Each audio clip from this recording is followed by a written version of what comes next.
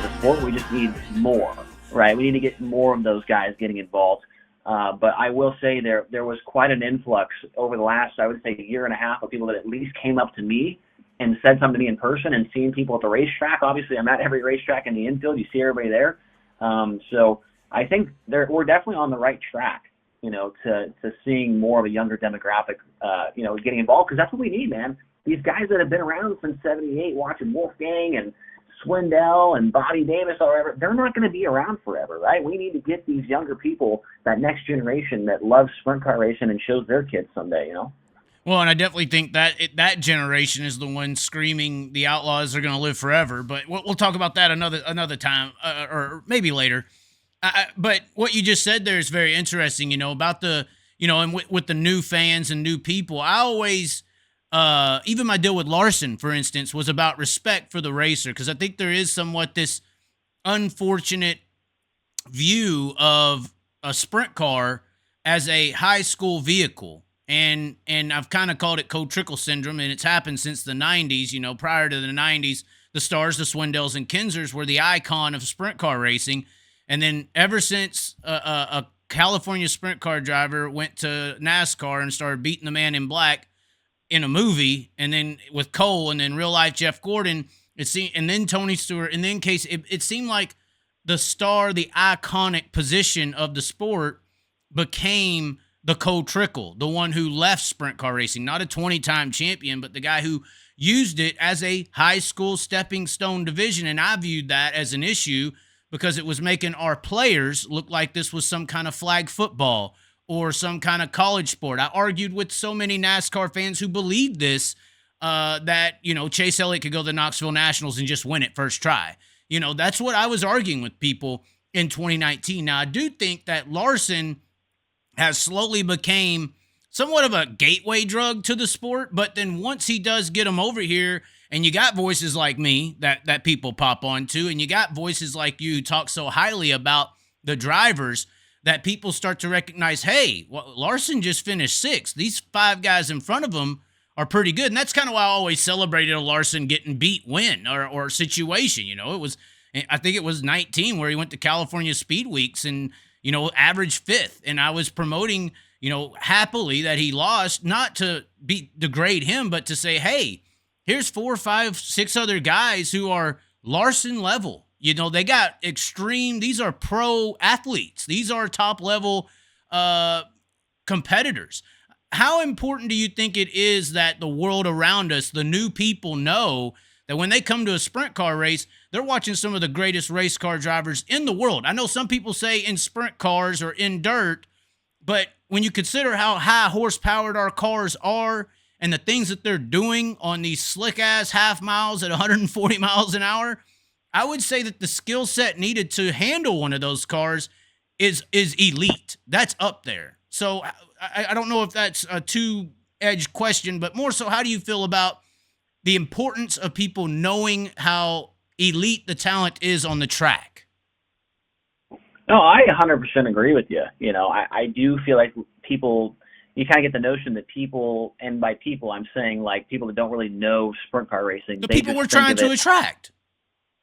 Yeah, they think of it as a lower level, right? That's what they think, because they see Kyle come in sometimes and he dominates, right? Or they see, he's kind of really the only one, really, but and they think, oh, it must be pretty easy. He must be racing against, a bunch of minor league guys, and that's not the case. But I really do think that what is going to help Chaz is high limit. And I'm not just saying that because I just got hired by him, but what I think this is going to do, especially with the lineup they're putting together, and Kyle's going to run about half the races, right? And there's going to be a lot of press. There's going to be a lot of people watching, a lot of eyes on it. A lot of people from that world are going to be watching these races and seeing, I'm guessing, Kyle get beat quite a bit. And I think that is going to help with that notion that, hey, Rico Abreu is pretty darn good. He just beat Kyle Larson, or who else?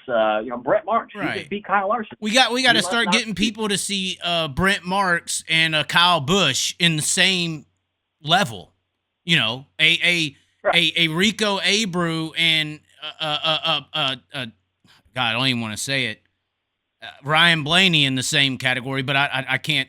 I just don't believe that at all. But I think asphalt can make you look way better than you actually are. But I'm just saying, in the perspective, these top Cup guys, or even F1, I'd compare him to F1. A Max Verstappen, a Hamilton, very, very fair comparison between a Hamilton and a Donnie Schatz, somebody who used to dominate and is kind of not up front as much anymore. But that is more so the issue, I think, that is going to make money, because respect is what people love. I mean, we're in America. We don't go to the movies if it says this Saturday is Robin, or we don't go and celebrate G League basketball. We go to the pros. If we go outside of our own element, our own sport, or any form of entertainment, we go and watch PBR bull riding. We don't watch the second tier league of bull riding. And I think that's somewhat been an issue with racing in general, is NASCAR kind of representing it over the last 20 years kind of tunes people out. Because I think when new people watch NASCAR, they don't just say, if they don't like it, they don't say, I don't like racing, or I don't like NASCAR. They say, I don't like racing. It kind of represents the sport to the general population, which I think is unfair. But I think it goes back to, that's where people, just like in other sports, these other levels, high school, colleges, they view all these other forms of motorsport as that to a NASCAR. And I think that's a big issue. That's why I think the respect issue and the understanding, the ignorance is kind of the battle at hand. No, it really is. And it sucks to see, man. It really does, because I am such a believer that that sprint car drivers, the top 15 guys are some of the best, maybe if not the best drivers in the entire world. I watch, I don't watch NASCAR, man. I really don't pay attention to it, but you watch those cars go around the track, or you watch an F1 car go around the track, and I'm sure it takes a lot of skill to do it, but a good example to me is if you took a picture of a NASCAR Cup car or whatever racing around Kansas Speedway, right, a still shot, right, and then you took a picture of a sprint car getting around, Hobstadt or something, right, like you look at the Cup car and you're like, is he even going fast? Is that him under yellow? Is that him? Going. How many times we see these sprint car drivers get out of the car drenched in a sweat, breathing like they just ran a 5 mile or 5K? I mean, right? I ain't really seen that from the boys over there, and I don't think Logan Schuchart's out of shape. No, he's not. I'm just saying, not only do I think it's a little harder, it looks like they're going to work in there too. Oh, they certainly are. I mean, especially on some of these racetracks they go to, man, where it may be a little rough and you got to get up on the fence or whatever, But I just wish we could live in a world, man, where we can take a Kyle Busch or take Max Verstappen. I think Bill Rose could take Max Verstappen first try. A Max Verstappen or a maybe a guy from IndyCar. I don't really know IndyCar very well, but take those guys, put them in a sprint car, see what happens, and take some of the sprint car guys and put them in one of their cars and see what happens, man. I would love to see something like that happen, because I think if those guys, if Lewis Hamilton got into a 410 sprint car and aisled around, I think he'd probably be shaking in his britches a little bit compared to his little. Are those F1 cars? Are they like electric now or something? I don't even know, but hybrids, right? I think he would be scared. Those guys would be scared to drive. Well, they did a driver swap. I can't remember the driver. They put an F1 driver in Tony Stewart's car a few years ago, and they didn't really show the highlights of what happened. They kind of showed a half lap, but they didn't show the highlights. And I would just assume that's because he didn't really do anything special in it. Now, I was halfway thoroughly impressed, honestly, with how well Chase Elliott did at Merced against the local 360 crowd. So I will give Chase Elliott, but he had already done midgets and all this other stuff.